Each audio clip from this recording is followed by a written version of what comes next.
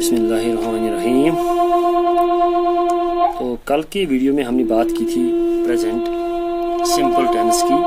आज हम थोड़ा आगे बढ़ेंगे। आज हम बात करेंगे प्रेजेंट कॉन्टिन्यूअस टेंस की। हम देखेंगे कि प्रेजेंट कॉन्टिन्यूअस कैसे बनाया जाता है, इसके तरीके क्या हैं, किस तरीके से ये बनता है, क्या क्या चीज़ें इसमें इस्तेमाल होती हैं, और इसकी कुछ यूजेस को भी हम देख लेंगे। तो present continuous, PRESENT, present CONTINUOUS, present continuous. तो प्रेजेंट कॉन्टिन्यूअस में सबसे पहले हम क्या याद रखेंगे? प्रेजेंट कॉन्टिन्यूअस की पहली चीज़ जो हमें याद रखनी है वो ये है कि हमें पॉजिटिव सेंटेंस कैसे बनाना है। तो पॉजिटिव सेंटेंस जब हम पॉजिटिव सेंटेंस बनाएंगे तो हम सबसे पहले सब्जेक्ट ही लिखते हैं, S फॉर सब्जेक्ट, उसके बाद इज, एम, और उसके बाद मेन वर्ब की इंग फॉर्म ऑफ वर्ब। इसके बाद हम इंग फॉर्म ऑफ वर्ब इस्तेमाल करते हैं। तो सब्जेक्ट के बाद इज, एम या आर, इसकी तरफ हम ध्यान देंगे।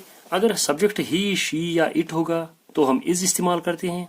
अगर सब्जेक्ट आई होगा तो हम एम इस्तेमाल करते हैं। अगर सब्जेक्ट वी, यू, दे होगा तो हम आर इस्तेमाल करते हैं, ARE।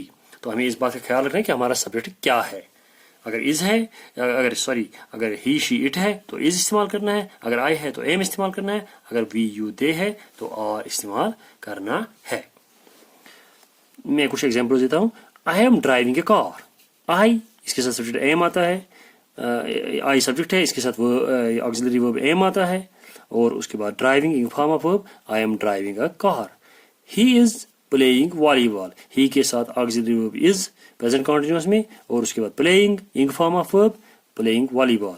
वी आर, वी के साथ ऑक्सिलरी वर्ब आर, इसके बाद in form of verb, we are waiting for Mr Tony. तो हमें ये फार्मूला याद रखनी है, subject plus is, am, are plus main verb ing form of verb. हमने देखा कि इज किसके साथ लगता है, ही, शीट के साथ इज लगता है, आई के साथ एम लगता है, वी, यू, दे इन प्रोनाउंस के साथ आर लगता है। तो आप सभी प्रोनाउंस पे एक सेंटेंस बनाएं इसी तरीके से, इसी फार्मूला को अपनाइए, और सभी प्रोनाउंस पे, ही, शी, इट पे भी, आई पे भी, वी, यू, दे पे भी, हर एक प्रोनाउन पे एक एक सेंटेंस बनाइए, ताकि आपको क्लियर हो जाएगी कौन सा प्रोनाउन किस ऑक्सिलरी वर्ब के साथ एग्री करता है। तो इसके बाद हम नेगेटिव फॉर्म देखते हैं। नेगेटिव फॉर्म हम कैसे बनाते हैं प्रेजेंट कॉन्टिन्यूअस की। नेगेटिव फॉर्म में हम क्या करते हैं, हम पहले इसी तरीके से सब्जेक्ट लिखते हैं। ये सब्जेक्ट कोई नाउन हो सकता है, कोई प्रोनाउन हो सकता है, नाउन हो सकता है, कोई प्रोनाउन हो सकता है, कोई नाउन फ्रेज हो सकता है। उसके बाद इज, एम, आर, बिल्कुल वही। उसके बाद ऑक्सिलरी वर्ब के बाद नॉट, नेगेटिव वर्ड नॉट, उसके बाद मेन वर्ब इंग फॉर्म, उसके बाद फिर digest. Subject plus is, am, are, तीन में से एक, plus not plus main verb ing form. ये फार्मूला हमारे पास है। ये फार्मूला आप जहन में रखेंगे, इसको याद रखेंगे और ये आप बनाएंगे। उसके बाद आप क्या करेंगे, इसी तरीके पे सेंटेंसेस बनाएंगे। We are not going there, तो ये एक सेंटेंस में बनाया है, we are not going there. तो इसी तरीके से आप बाकी सेंटेंसेस भी बनाएंगे। We are not going there, इसी तरीके से आप 2-3 और सेंटेंस बनाएंगे ताकि आपको पूरी तरह से क्लियर हो जाए। तो उसके बाद प्रेजेंट कॉन्टिन्यूअस की यस नो क्वेश्चन, यानी कि प्रेजेंट कॉन्टिन्यूअस की यस नो क्वेश्चन का मतलब है कि वो क्वेश्चन प्रेजेंट कॉन्टिन्यूअस टेंस में वो क्वेश्चन जिनका आंसर यस या नो में आता है। देखिए आप, यस नो क्वेश्चंस में हम क्या करते हैं, इन क्वेश्चंस का आंसर यस या नो में आता है, इसलिए इनको यस नो क्वेश्चंस कहते हैं। तो यस नो क्वेश्चंस में हम क्या करते हैं, हम पहले ऑक्सिलरी वर्ब भी लाते हैं, इज, एम या आर, इन तीनों में से एक पहले आएगा, तीन की तीन नहीं आएंगे, इनमें से एक आएगा सिर्फ। उसके बाद सब्जेक्ट डिटरमिन करेगा कि इज आएगा, एम आएगा या आर आएगा। उसके बाद मेन वर्ब इंग फॉर्म, ये फॉर्मूला है, इज, एम, आर, तीन में से एक, plus subject plus main verb ing form plus digest और क्वेश्चन मार्क। ये आपको ख्याल रखना है। Is she coming to our party, is she coming to our party, is, she के साथ इज आएगा, ऑलरेडी हमने यहाँ लिखा है, is she coming to our party, is she coming to our party, is she, is, इन तीन में से एक, उसके बाद सब्जेक्ट शी, उसके बाद मेन वर्ब फॉर्म कमिंग, उसके बाद बाकी हिस्सा to our party question mark.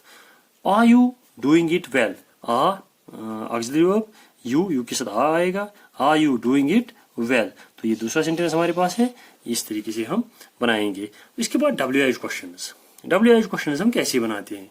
WH questions में हम क्या करते हैं, WH मैंने ऑलरेडी एक्सप्लेन किया है। WH का मतलब है what, when, why, who, how, where, which, ये वर्ड्स, इनको WH वर्ड्स कहते हैं। तो WH क्वेश्चंस वो क्वेश्चंस होते हैं जिनमें इन वर्ड्स में से एक वर्ड होगा और उसी से क्वेश्चन स्टार्ट होगा। ऐसे क्वेश्चंस का आंसर यस या नो में नहीं आता है। तो देखिए आप WH, ये हमने ऑलरेडी एक्सप्लेन किया है इससे पहले वाले वीडियो में, अगर आप वहां देखेंगे तो वहां आपको क्लियर मिलेगा ये WH क्या क्या है। WH word plus is, am, are plus subject plus main verb ing form plus dash dash question mark. तो WH में से WH के बदले मैंने यहाँ पे व्हाट लिखा है। 7 वर्ड्स हैं, 7 में से हम एक लिखते हैं। What are you doing here, what are you doing here. तो ये व्हाट आ गया पहला वर्ड, इसके बाद इन 3 में से एक आर लिखा मैंने क्योंकि यहाँ पे सब्जेक्ट यू है, इसके बाद सब्जेक्ट आर के बाद सब्जेक्ट यू है, यू के साथ आ आता है। What are you doing here. What is she waiting for, यहाँ पे शी सब्जेक्ट है, इसके साथ इज आएगा। तो ये फार्मूला आपको यहाँ भी WH क्वेश्चन की ये फार्मूला आपको याद रखनी है, इससे आपको ये पूरा क्लियर हो जाएगा। तो ये 4 किस्म के सेंटेंसेस प्रेजेंट कॉन्टिन्यूअस में जो हम बनाते हैं, चारों की फार्मूला हमने लिखी है यहाँ पे, और हमने बताया है कि किस प्रोनाउन के साथ कौन सा ऑक्सिलरी वर्ब आता है। ही शीट के साथ आया, ही शीट के साथ इज आता है, आई के साथ एम ऑक्सिलरी वर्ब आता है, और वी यू दे के साथ आर ऑक्सिलरी वर्ब आता है। इसके बाद हम आगे जाएंगे, हम थोड़ा इनकी यूजेस पे बात करेंगे कि ये यूज कहाँ कहाँ होता है। यूज यानी कि प्रेजेंट कंटिन्यूअस टेंस कहाँ कहाँ यूज होता है। तो आप इधर ध्यान रखिए, मैं पहले यूज बता रहा हूं आपको, ये थोड़ी एक्सप्लेन हम करेंगे, आप ध्यान से सुनेंगे, आप ध्यान से देखेंगे। I am doing something, I am doing something, ये सेंटेंस जो है ये प्रेजेंट कंटिन्यूअस है। आई, इसके साथ एम आएगा, डूइंग इंग फॉर्म ऑफ वर्ब समथिंग। तो देखिए आप इसका मतलब क्या है। आई एम डूइंग समथिंग का मतलब अगर हम देखेंगे, ये मतलब क्या बताता है, ये इसका मतलब क्या है, ये क्या हमें दिखाता है। What does it show to us, what does it mean for us. I am in the middle of something, it means I am in the middle of something. इसका मतलब है कि मैं किसी काम के बीच में हूं, यानी कि I have started doing it, यानी कि मैंने इसको करना शुरू किया है ऑलरेडी। जब मैं बात बोल रहा हूं आई एम डूइंग समथिंग, इससे पहले मैंने ये काम शुरू किया है।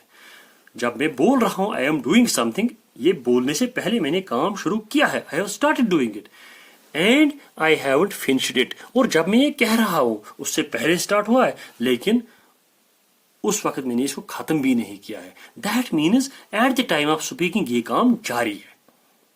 बात करते वक्त जब हम ये बात कह रहे हैं कि आई एम डूइंग समथिंग, ये कहते वक्त ये समथिंग जो काम है ये जारी है, इट इज गोइंग ऑन। तो ये आपको याद रखना है। ये पहली यूज है, यानी कि at the time of speaking, अगर कोई काम जारी है, स्पीकिंग से पहले हमने शुरू किया है, स्पीकिंग के बाद खत्म होगा, स्पीकिंग के वक्त खत्म नहीं हुआ है, इसका मतलब at the time of speaking जारी है। तो स्पीकिंग से पहले शुरू हुआ है, हमें पता नहीं कब शुरू हुआ है, हमें पता नहीं कब खत्म होगा, लेकिन स्पीकिंग के वक्त जारी है। तो उस काम के साथ हम प्रेजेंट कॉन्टिन्यूअस इस्तेमाल करते हैं। हमें ये पता नहीं होता है, हम इसके साथ हमारा कंसर्न नहीं होता है कि ये शुरू कब हुआ है और ये खत्म कब होगा, इसके साथ हमारा कोई कंसर्न नहीं होता है। हमें सिर्फ ये कंसर्न होता है कि at the time of speaking, बात करते वक्त काम जारी है, बात करने से पहले शुरू हुआ है और बात करने के बाद खत्म होगा। कब खत्म होगा, कब शुरू हुआ, उसके साथ हमें कोई लेना देना नहीं है। तो देखिए अब एग्जाम्पल देखिए, एग्जाम्पल यहां पे है please don't make so much noise now, please don't make so much noise now. मेहरबानी करके इस वक्त ज्यादा शोर मत कीजिए। I am trying to work, मैं काम करने की कोशिश कर रहा हूं। I am trying to work, I am trying to work भी लिख सकते हैं, I am trying to concentrate भी लिख सकते हैं। I am trying to concentrate, I am trying to concentrate. Please don't make so much noise now, इस वक्त शोर मत करो। I am trying to concentrate, I am trying to work. I am trying to concentrate या I am trying to work, इसका मतलब क्या है, यानी कि जब आप ये शोर कर रहे हैं, इससे पहले मैंने कोशिश की है काम करने की, इससे पहले, लेकिन अभी मेरा काम खत्म नहीं हो गया है, लिहाजा करके आप खामोश रहिए। I am trying to work का मतलब ये है कि मैंने वर्क करना आपके शोर से पहले शुरू किया है और ये वर्क अभी कंप्लीट नहीं हुआ है, ये आपके बाद कंप्लीट हो जाएगा। वेयर इज मार्क, मार्क कहाँ है, कोई आदमी आ रहा है, ये क्वेश्चन पूछ रहा है। वेयर इज मार्क, ये आपसे क्वेश्चन पूछ रहा है वेयर इज मार्क, आप उसे वापस कहते हैं ही इज टेकिंग फूड, वो खाना खा रहा है। यानी कि जब ये पूछ रहा है वेयर इज मार्क, जब ये पूछ रहा है उस वक्त मार्क खाना खा रहा है, ही इज टेकिंग फूड, इसका मतलब है कि उसने खाना लेना, खाना खाना इससे पहले शुरू किया है, और वो खाना खाना ये बात करने से पहले शुरू की। जब हम बात कर रहे हैं ही इज टेकिंग फूड, ये बात कहने से पहले उसने शुरू किया है, और इसके बाद वो खाना खत्म करेगा। तो at the time of speaking काम जारी है, खाना खाना जारी है। दूसरी यूज जो इसकी है, we can use the present continuous with today, this week, this year extra, period is around now, bracket में लिखा है पीरियड इज अराउंड नाउ। तो इसका मतलब है कि हम प्रेजेंट कॉन्टिन्यूअस इस्तेमाल करते हैं टुडे के साथ, दिस वीक के साथ, दिस ईयर एक्स्ट्रा के साथ, इन लफ्जों के साथ, इन अल्फाज के साथ। Today, this week, this year, this month, यानी कि पीरियड इज अराउंड नाउ, जो इस वक्त पीरियड जारी है। जैसे ए बोल रहा है, ए फर्ज कीजिए एक इंसान है ए, ये बोल रहा है you are working hard today, ये किसी दूसरे इंसान को जिसका नाम बी है, ए बोलता है बी से, ए एक इंसान है, बी दूसरा इंसान है, ए बोलता है बी से you are working hard today, आप आज बहुत काम कर रहे हैं। दैट मीन्स बात करते वक्त काम जारी है। B, yes I have a lot to do, B कहता है हाँ मुझे बहुत कुछ करना है। टुडे, टुडे के साथ आप देखो, टुडे के साथ वर्किंग आ गया, टुडे के साथ आ वर्किंग जो है ये प्रेजेंट कॉन्टिन्यूअस है, आ वर्किंग जो है ये प्रेजेंट कॉन्टिन्यूअस टेंस है, ये प्रेजेंट कॉन्टिन्यूअस टेंस है। Are working, you are working hard today, you are working hard today, yes I have a lot to do. दूसरा देखिए, the company is not doing well this year, the company के साथ is आएगा, जो singular है, the company, इसके बाद हम इट लिख सकते हैं, the company is not doing so well this year, this year है, दिस ईयर के साथ present continuous, is not doing, is doing present continuous, यहाँ पे नेगेटिव है, इज नॉट डूइंग। तो दिस ईयर के साथ हमने प्रेजेंट कॉन्टिन्यूअस इस्तेमाल किया, टुडे के साथ हमने प्रेजेंट कॉन्टिन्यूअस इस्तेमाल किया। आप देखिए, आप इसी तरीके से दिस वीक होगा, दिस मंथ होगा, उसके साथ भी हम इसी तरीके से प्रेजेंट कॉन्टिन्यूअस इस्तेमाल करेंगे, पॉजिटिव नेगेटिव क्वेश्चन एनीथिंग। तो ये आप खुद करेंगे और 2-3 सेंटेंसेस, ताकि आपको क्लियर हो जाए, ये यूज भी आपकी क्लियर हो जाएगी। This day, this year, this week, today, this year, this month, इनके साथ यानी कि पीरियड्स अराउंड नाउ, इनके साथ लगता है प्रेजेंट कॉन्टिन्यूअस, जिसका दूसरा नाम प्रेजेंट प्रोग्रेसिव भी है। तो तीसरी use, we use the present continuous, हम प्रेजेंट कॉन्टिन्यूअस इस्तेमाल करते हैं, we use the present continuous, हम present continuous इस्तेमाल करते हैं when we talk about changes happening around now, हम present continuous इस्तेमाल करते हैं, हम present continuous इस्तेमाल करते हैं, कब इस्तेमाल करते हैं?